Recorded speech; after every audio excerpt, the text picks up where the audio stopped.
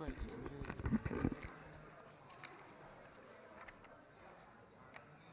He must be banking.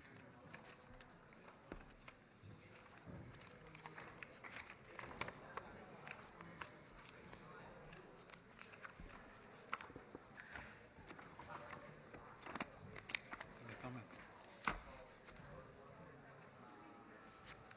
Call him again. Call him. Call him again. It's only one screen. One screen. Call him one more time, please. What's the number again? 522. 52521.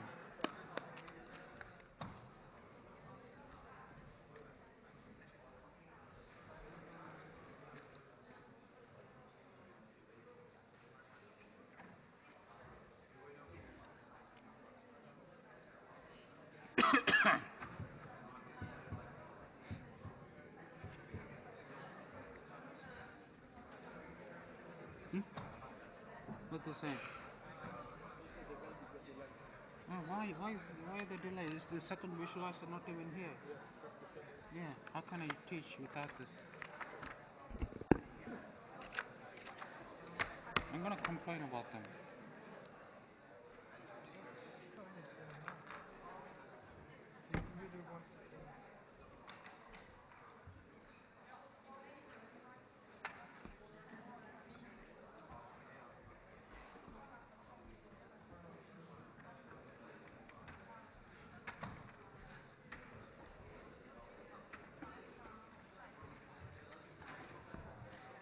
Is it?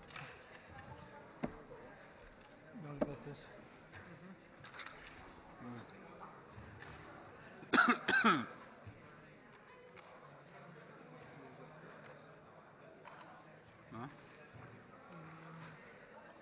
What's this one, something? What?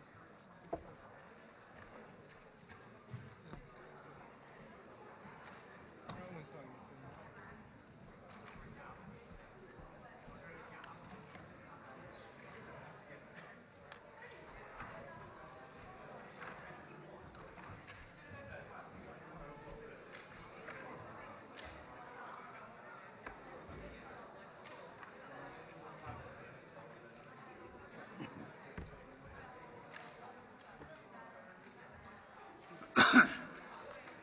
Alright, I'll start teaching anyway. What's the time now? 402. Alright guys, we are still waiting for the technicians to turn up. Unfortunately, they are late all the time. So anyway, I'm going to start using this visualizer. I'm waiting for the second visualizer to turn up anytime now, or maybe tomorrow. It might turn up tomorrow after I'm finished. All right, now remember last week we talked about the 3 sampling distributions. I'm really getting disappointed with the number of people turning up for lectures and exam classes, by the way. I think we would like more people to turn up. But I spend, as you know, I spend a lot of time, and effort teaching this course. I give you a lot of resources in terms of, provision material, podcast, everything. Anyway, now I sent you guys an email last week asking you to prove things that I had not proved. Did you guys have time to do that or no? Yes? No? Remember, I listed several properties last week. Shh. I listed several properties last week, and I wanted you guys to prove it. Did you guys have time or no? No? Yes or no?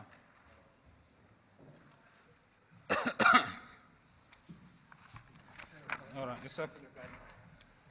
Emergency. I'm really sorry about this. It's all right.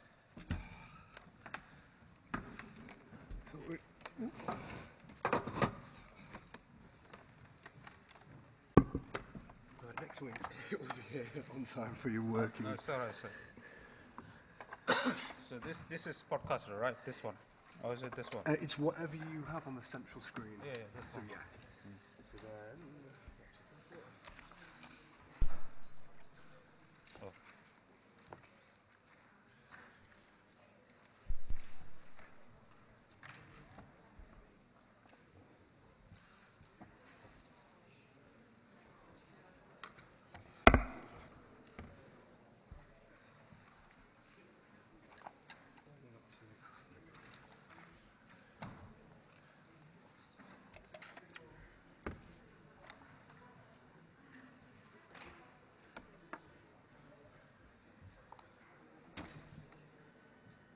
There you go.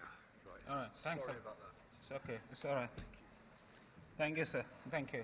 All right, guys. Now, I know you guys said that you did not have time to prove it. Is that right? Did I hear you right, sir? All right, let me prove some of the properties that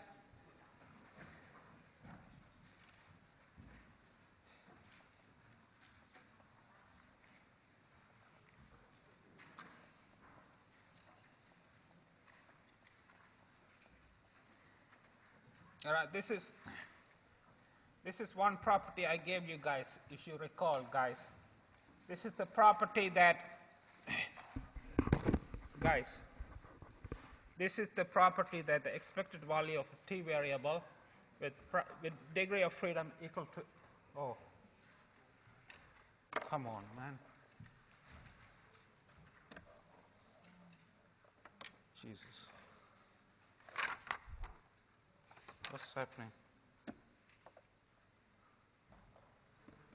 Oh. This must be some kind of a magic or something. It's a magician. Right. All right. This is the expectation of a t variable, student's t variable with degree of freedom a equal to 0. This is one of the property I expected you to prove by yourself. Now you guys are saying that you did not have time to prove this. All right. So let me show you how to prove.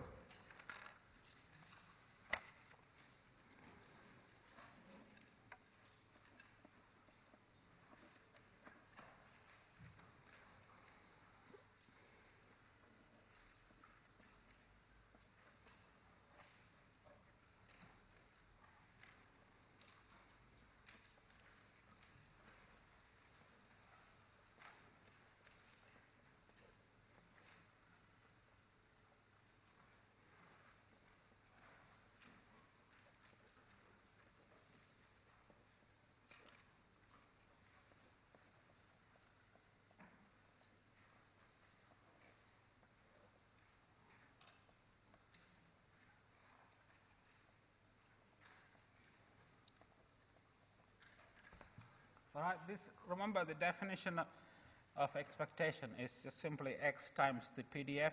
This is x multiplied, this is the PDF of the student's t distribution, multiplied by x, then integrate from minus to plus infinity, right?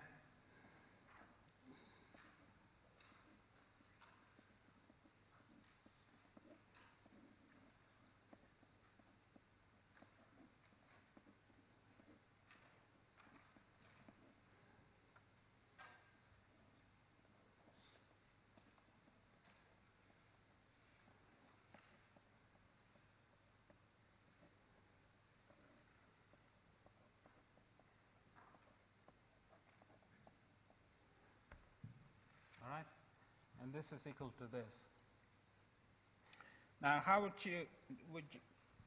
you integrate this, guys? Any ideas? Now, actually, this is. Can you see that that this is equal to 0 without integrating?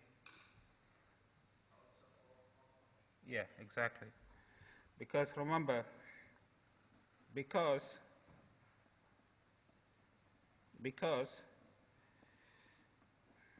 if you don't know this fact, write it down. It's equal to 0 if g is an odd function. Okay? This is a fact that if you have an odd function and you integrate from minus to plus infinity, then it must be equal to 0. right? And the definition of an odd function, g is a function g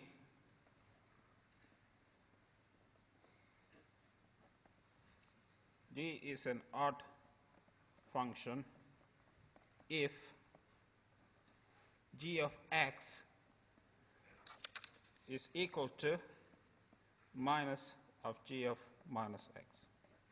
This is the definition. This is the definition of an odd function.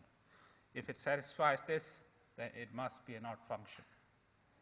And you can see that this guy here satisfies this, and therefore it is an odd function, guys. Yeah. Is that clear, guys? Yeah. All right. So that's an easy proof, guys. Maybe it's too large. I don't know. Okay. Maybe you can see it clearer now. Yeah. This guy here is an odd function because it satisfies this. Yeah. All right. That's one of the properties I wanted you guys to prove last week. Right. Now, one other property I wanted you to prove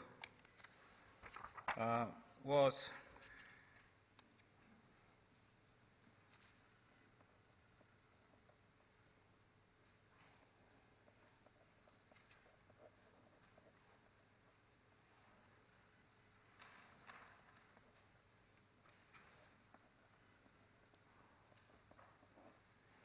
the property that the variance of a t variable with degree of freedom equal to a is equal to a divided by a minus 1.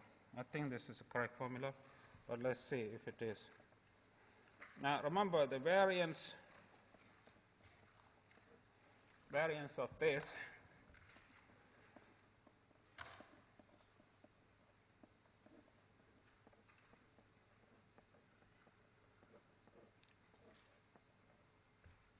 is equal to this. Oh, come on. Okay. Now we just proved just a minute ago that the expected value of a t variable is equal to 0, right? So this is simply equal to this, and this is equal to the integral from minus to plus infinity of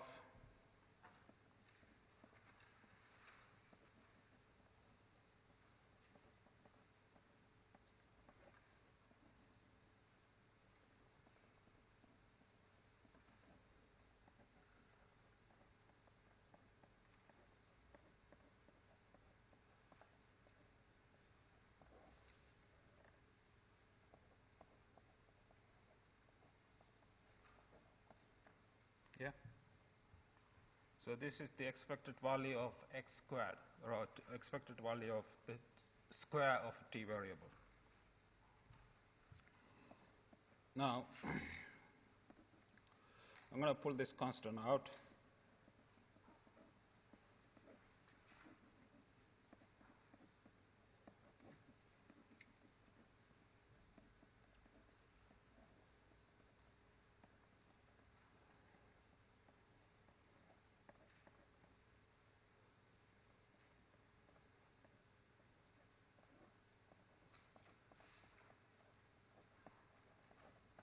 Right. Now let me ask you, what do you know about this function, guys? This function is an, come on guys, I told you this before. Well, this is what? This function is an example of a even function. Yeah, exactly. You know, I will tell you in a minute what. Okay. Let me write this down before I talk.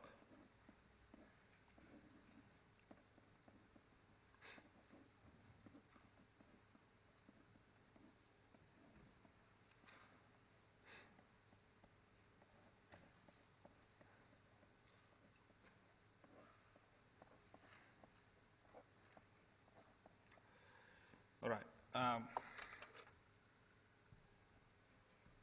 G is and I think I mentioned this before, but if you can't remember this, guys, I will write it one more time. G is an even function if g of x is equal to g of minus x. This is the definition. This is the definition of an even function. A property of an even function is to integrate an even function from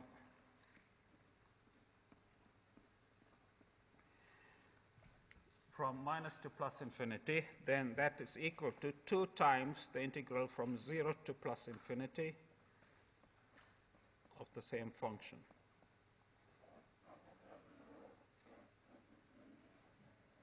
This is a property that I have used from this line to this line, right?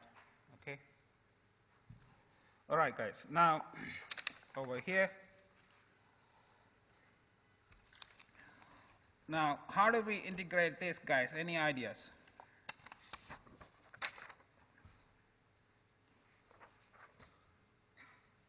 To integrate this integral here, you will need a substitution. So I'm going to do set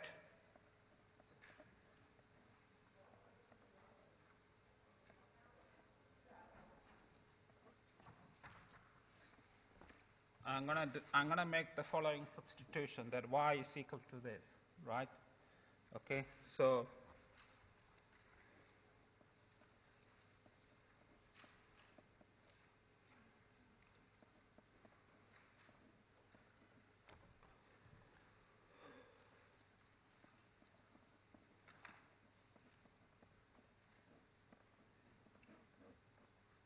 okay. So this is what you get. Now dx by dy will be equal to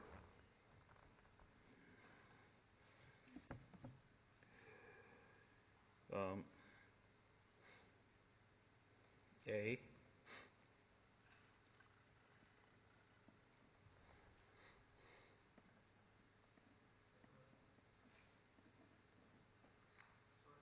yeah.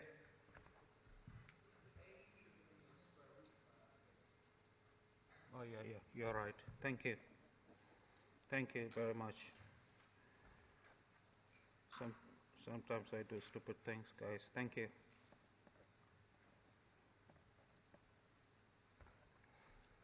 Check if this is correct, guys. It's possible.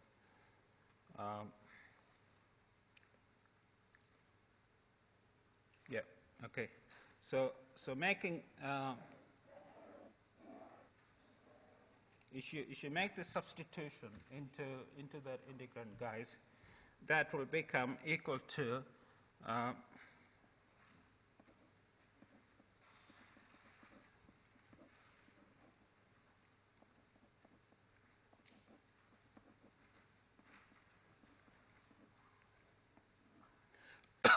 x squared. X squared will become a times 1 minus y divided by y. And the next term will be y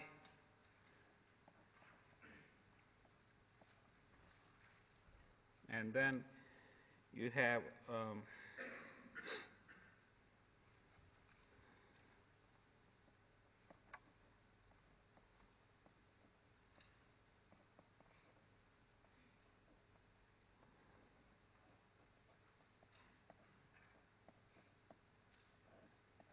now the limits of integration. When x is equal to 0, guys, y will be 1, and when x is equal to infinity, y will be 0. All right? This is what you get, guys, right? And of course, I left out a dy here. There should be a dy here too. Okay. Now, a few things will cancel out. The 2 and the 2 will go. Root a and the root a will go. And so this becomes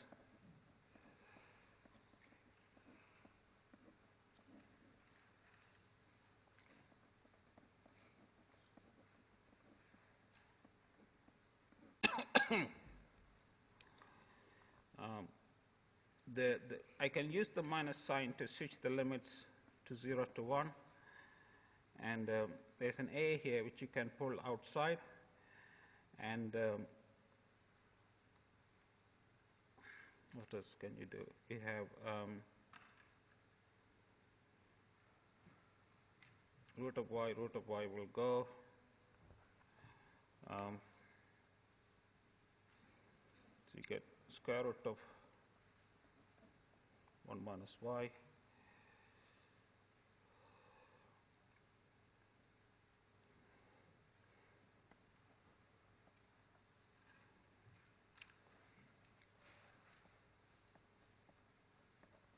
Correct me if I'm wrong. This is what I'm getting after simplifying this integrand here. This is what I'm getting.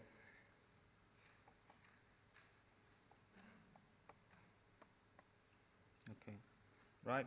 Now, do you guys remember this integrand here? This is something we did before, guys. You should remember.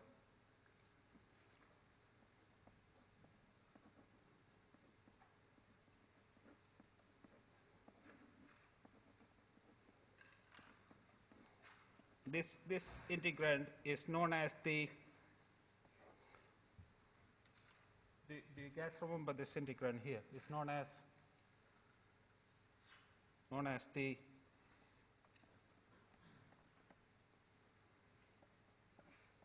It's known as the beta function. Do you guys remember?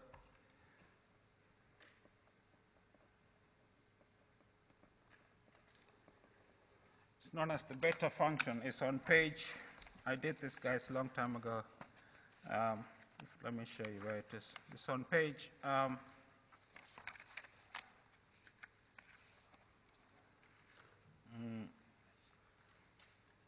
Page 9.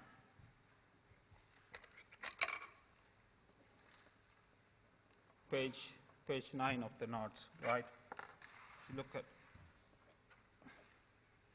you look at page 9 of the lecture notes, you will see that, right? Okay, so this becomes. Oh, I left out a root of pi here.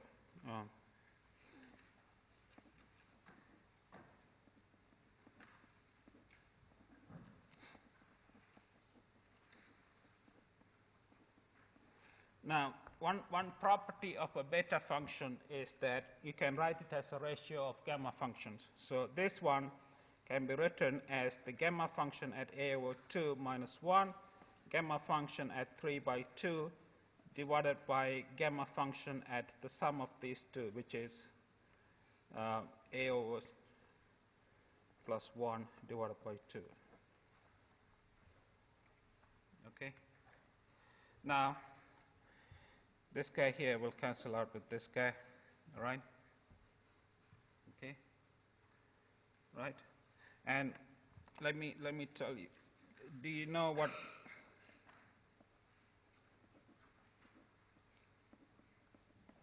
Do you guys know what gamma at 3 by 2 is? Is half times the gamma at half, right? By the additive property.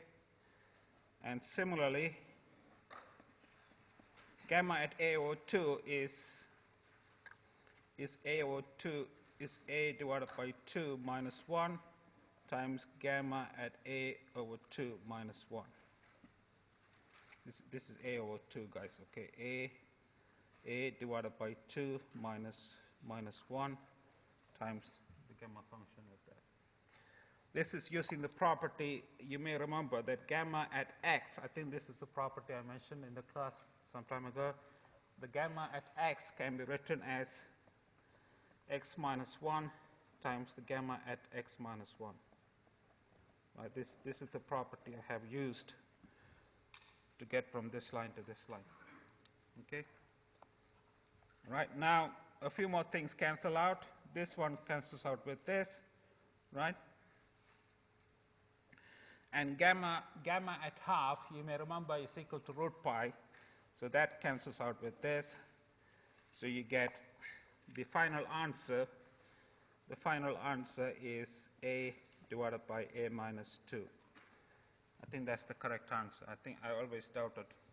Can you correct the lecture notes? I think the correct, on page 18, the correct formula for the variance is nu divided by nu minus 2. So once again, over here, the correct should be, this should be 2, not 1, guys. The formula for the variance of a t variable should be a divided by a minus 2, guys, not 1.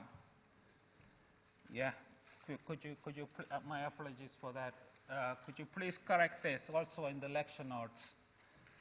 It should be a divided by a minus 2, not a minus 1, all right? Okay.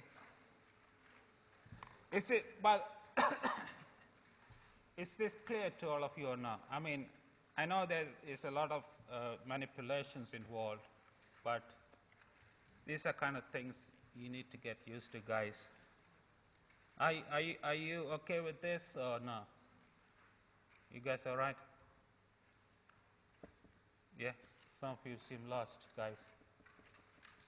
Yeah, so what I have used is here the definition of the beta function, which I did before in the class, and I have also used the definition of the beta in terms of the ratio of gamma functions. The beta can be expressed as a ratio of gammas, right? And then I have used this property here that the gamma function at x can be expressed in this form. And I have also used the fact that the gamma at half is equal to root pi. That's why these two cancel out, yeah? And finally, you get this answer, right? I know it's difficult. It looks difficult, but it's not really, guys. It's not so difficult, guys, okay? All right. Now, one other thing I like to prove before I go to the next section. So I really hope, guys, you follow this proof. And if you really don't follow this proof, just please come and see me. You're most welcome to my office. Anytime I am in my office, I'll be happy to see you guys anytime, okay?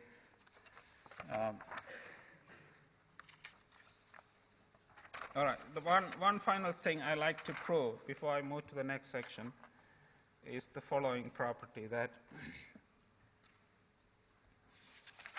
well,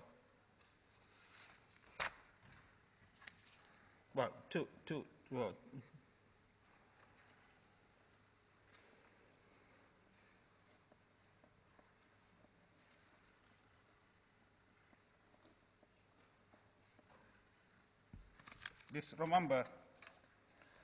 remember this property, guys. I asked you to prove that this has an F distribution with parameters this and this, okay?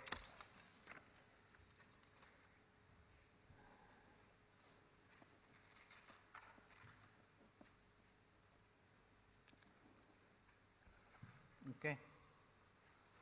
Right, now, here S1 squared is the sample variance for the first sample, and S2 squared is the sample variance for the second sample. All the details are on page 18 of the lecture notes. Now, how do we prove that this has an F distribution? Let me show you. So you start with the left-hand side, which is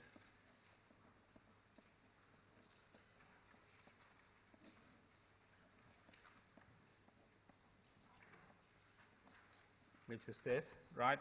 Now, S1 squared is equal to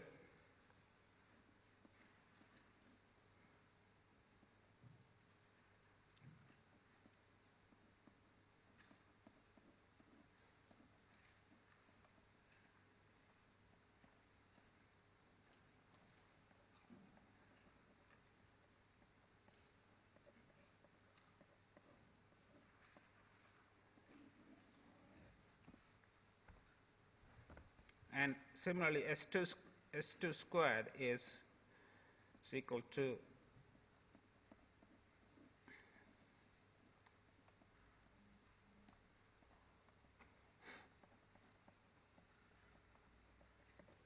do you guys see where these come from, guys? It's from the lecture notes on page 18. If you look at If you look at the formulas on page 18, this is where I get them from. Yeah. Okay. Now, if you guys were in the tutorial just from 3 to 4, you will know the answer to this question.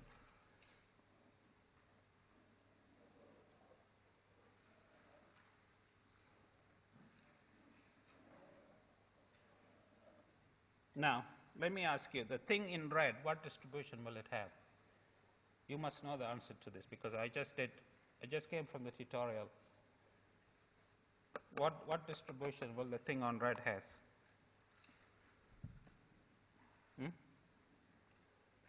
Come on, guys, please.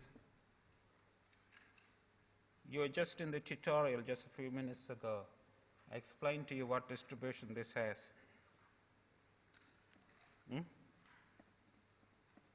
It has what? Chi-squared with degree of freedom n minus 1.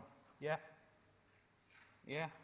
And similarly, the thing in the bottom has, the red thing in the bottom has the chi-squared distribution with n2 minus 1 degrees of freedom. This is because of by equation 72. You should look at equation 72 on page 16, which I just talked about in the tutorial I just finished, right? All right? This has a chi-squared with n minus 1, and this has the chi-squared with n2 minus 1. Yeah? Now, what you have here is simply a ratio of chi-squared, and therefore this must be this by equation 82. Remember equation 82 says that if you have a ratio of chi-squared variables like this, then it must be an F variable. And that's what I have used here. You have a ratio of two chi-squared variables divided by their degrees of freedom, and therefore it must be an F variable. All right? So we have proved. So that's the proof. Yeah? Are you guys clear or no? Yeah? Okay? Yes? All right. Next one. So that's the proof of this. Now, one more proof. Just one more. Don't be annoyed.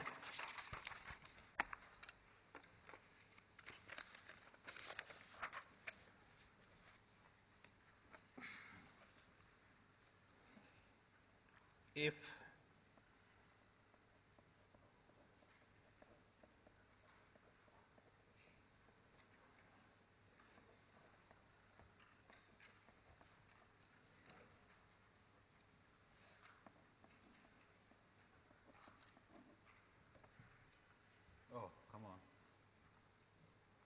if x is a t variable with parameter a, then the square of x must be an f variable with parameters 1 and a. How do we prove this? I prove this is really simple. It's not difficult.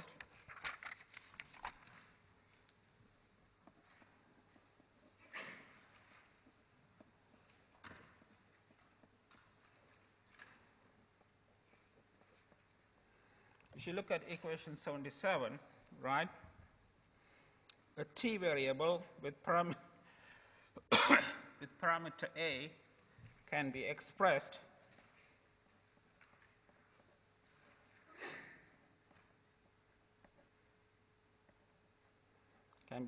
like this. This is equation 77 is this one, guys, this one. Yeah? A t variable with parameter a can be expressed as this, right? Now, if you take the square of both sides, you get square of this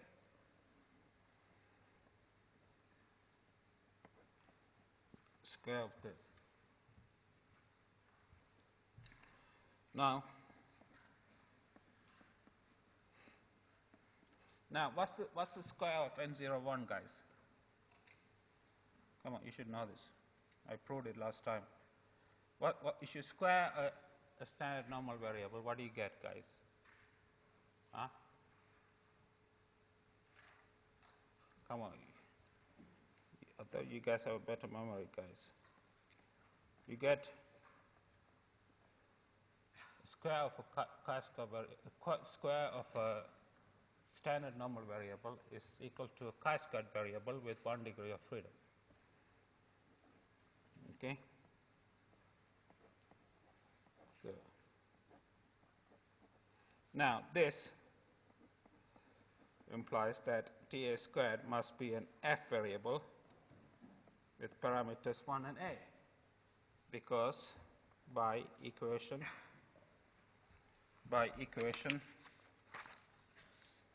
82. All right? So we proved. All right? It's not difficult, is it, guys? Oh, yeah? You guys okay? Yes? Okay, good. All right, so that's all on the sampling distribution, guys. So the remaining, anything that I have not proved, guys, please try to prove by yourself, right?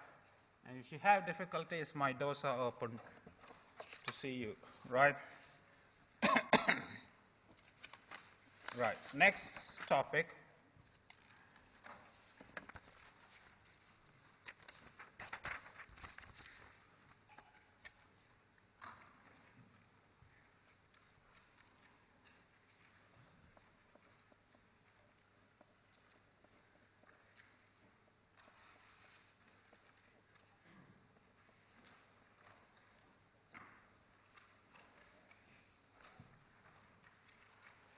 The next topic is, I know you have done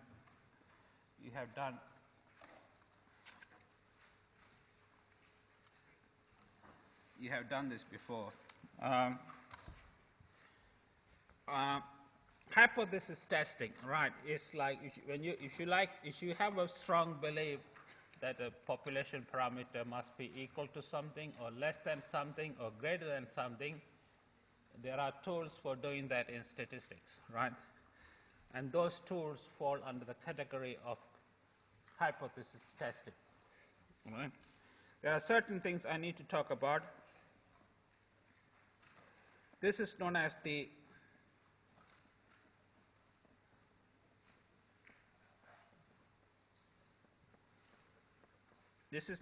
null H sub 0 is known as the null hypothesis, or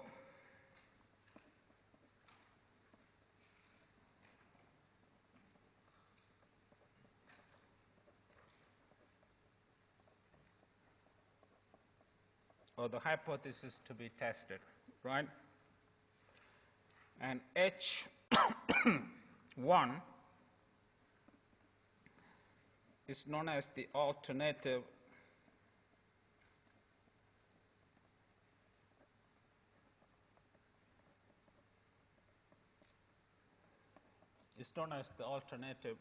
hypothesis, right?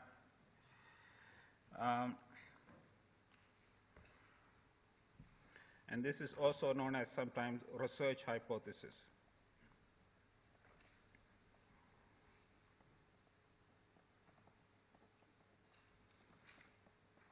Right? There are many different examples of hypothesis. So, for example, let me give you some examples, guys. Examples. One example is, suppose you are testing for mu. Mu is the population mean, right?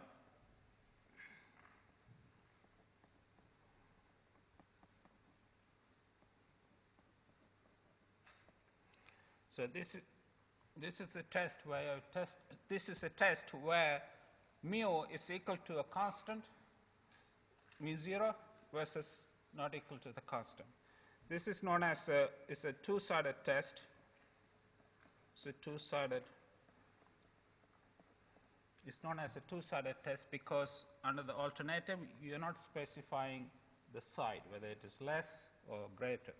You're just saying that mu is not equal to mu 0. So therefore, it is known as the two-sided test. Another test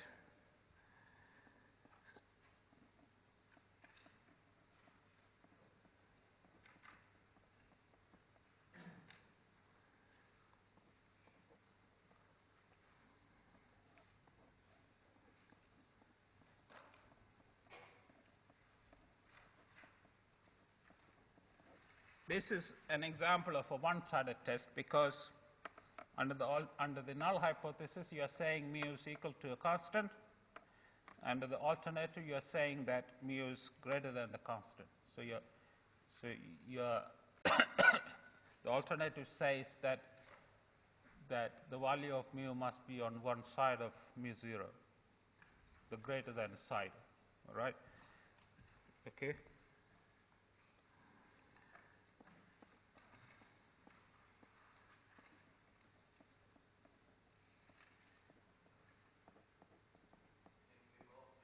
Oh, sorry guys.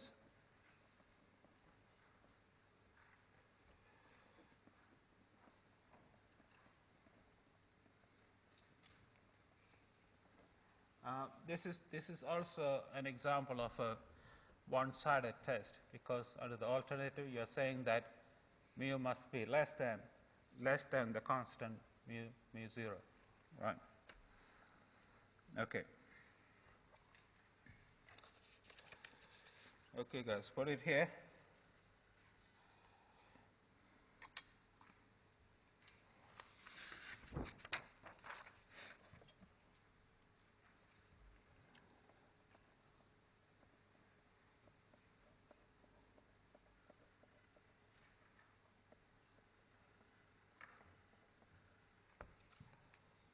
Normally, before you test the null hypothesis versus the alternative hypothesis, you need to have a data set.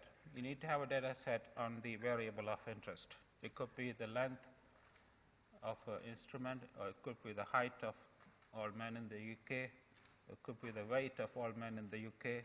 So you need to have a data set before you can test the parameter of interest. So let's suppose you have the data set, it's x1 to xn, right?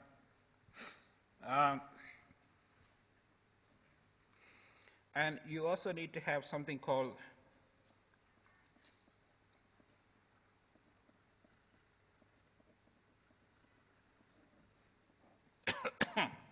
you need to have something called a test statistic. And what it is a function of the data used to either reject or accept the null hypothesis, right? It's a function of the data. The notation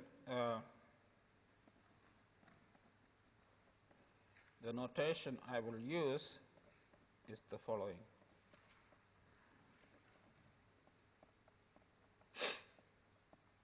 This is the notation I will use to denote a test statistic. So it's capital T, a function of x1, x2 to xn, right? All right. The next thing I need to talk about is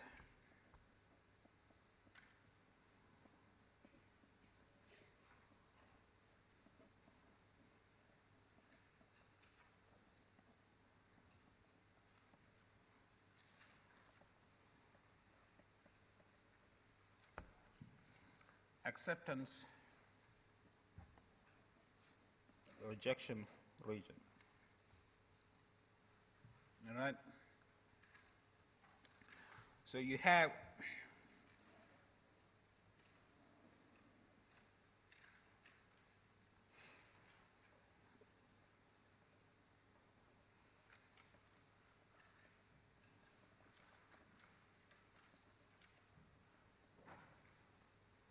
a sample space. You guys remember what a sample space is? I'm sure you must have done this in your probability 1 course ages ago. A sample space is a set of all possible outcomes for the data, right?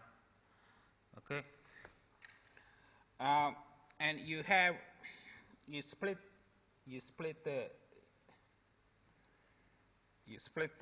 the sample space into into two different regions, right?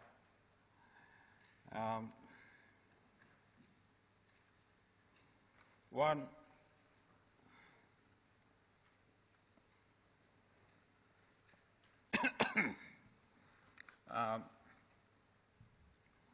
so you have data points all over the place. And this map here, the map of the test statistics, for every data point in this sample space, there's a corresponding value for t. Yeah, there's a corresponding value for t. So if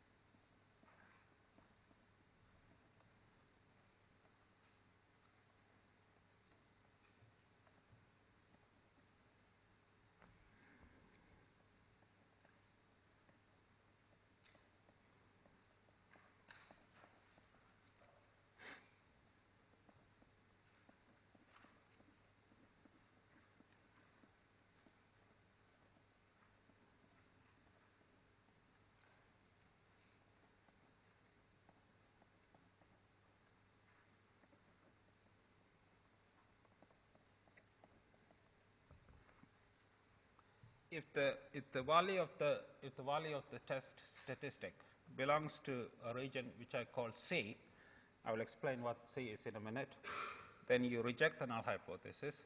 And if it doesn't belong to the set C, right, then you accept the null hypothesis. And C is known as the rejection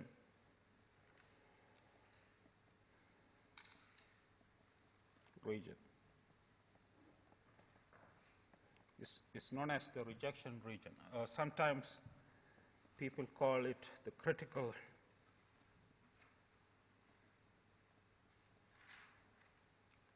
region. All right? So basically what you should imagine T as a function. The function T maps every data point in this space into another space, right? Okay? And that space contains the set C, which is referred to as the rejection region, right? So if I may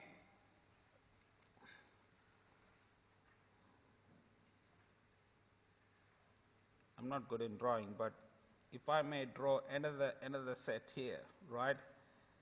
Every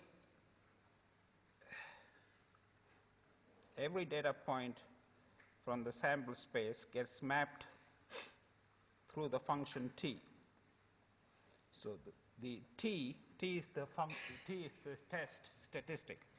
So it maps every point in the sample space into a new space, right? And in the new space you have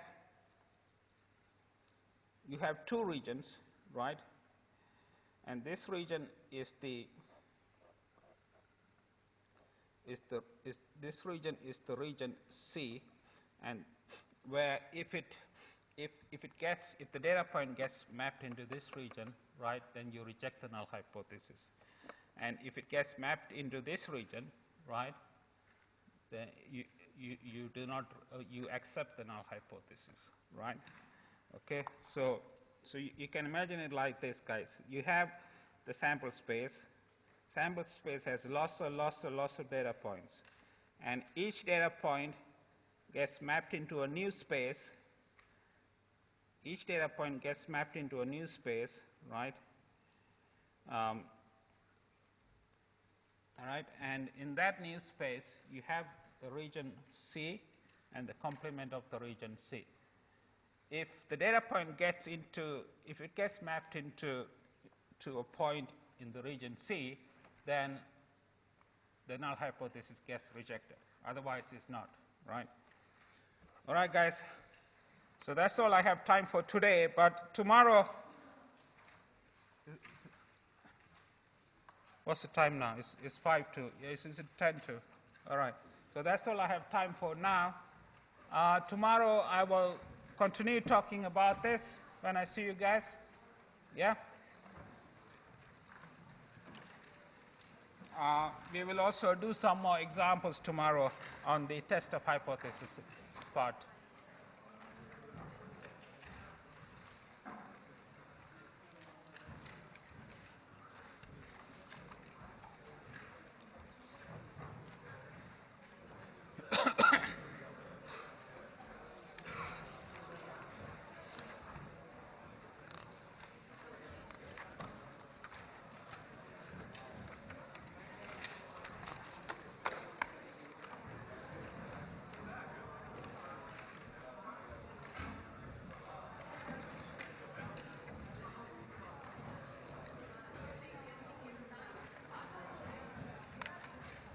Right.